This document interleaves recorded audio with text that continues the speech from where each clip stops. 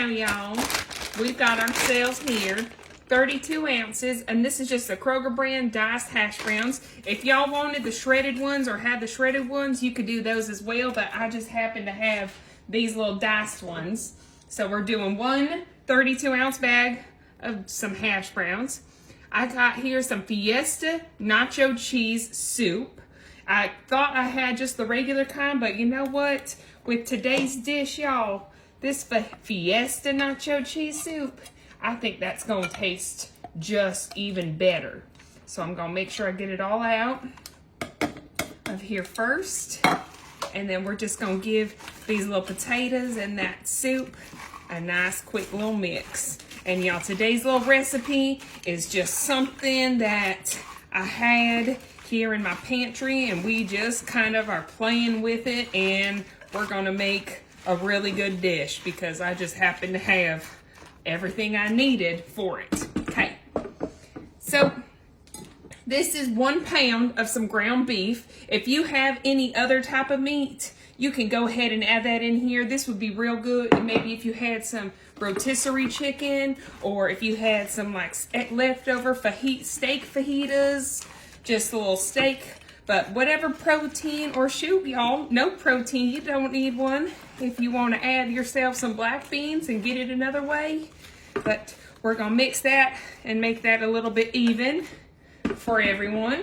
All right, and now this here I had left over from a previous little recipe, but this is 3 pepper and onion. Kroger makes this, and it's in the frozen section, and we're going to be kind of playing off of some, you know, cheesesteak, little potato cheesesteak here, and I'm going to give this a quick little mix. And then, y'all, don't worry, we're going to make sure it gets nice and cheesy, and we're going to make sure it is nice and creamy.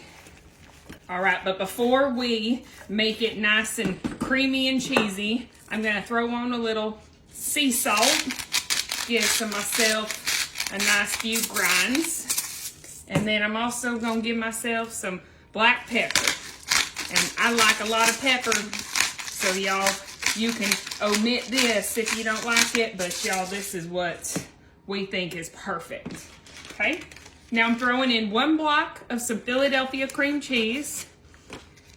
And this one is just because I had it. If you want to add maybe some heavy cream or some milk in right here, I would maybe throw in about 1 cup or half a cup. But in place of that, I'm gonna throw in this cream cheese right here. And I'm just gonna put that right on in the center. And then, what would a Philly cheesesteak little casserole be without some provolone cheese? And I'm just gonna take my slices, and I'm just gonna kind of do a little mountain right here, and we're gonna stir about halfway through and see if we need to get some more cheese. All right, this is gonna be perfect right here. Okay, y'all, so now all we gotta do is put our lid on, set this baby on high, keep it on there for about 2 hours, and halfway through, let's mix it on up, make sure it's cheesy enough.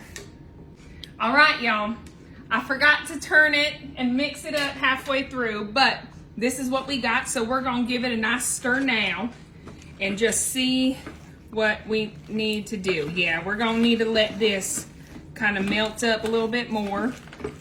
So we're just gonna give it that nice round clean up on the sides. Make sure we get everything all mixed up.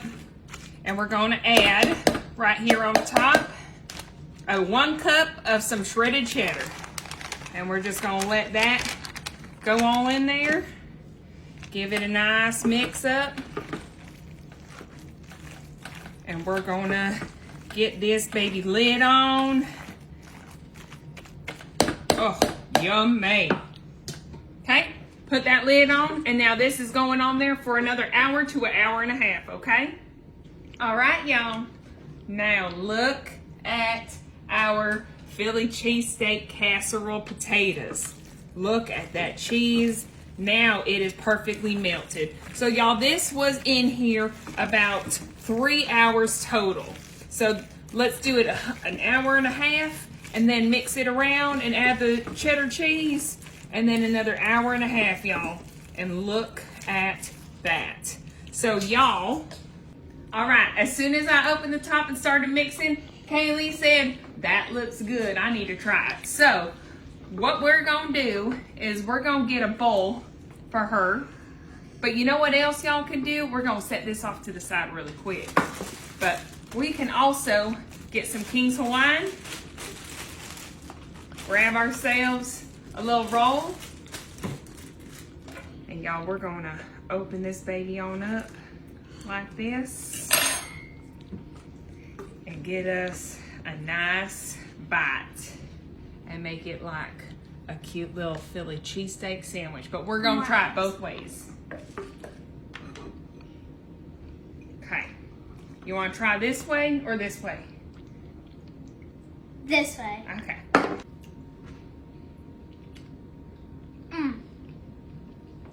All right, let me try it without the bread. I would say carb friendly, y'all, but those potatoes. Y'all, that is so good.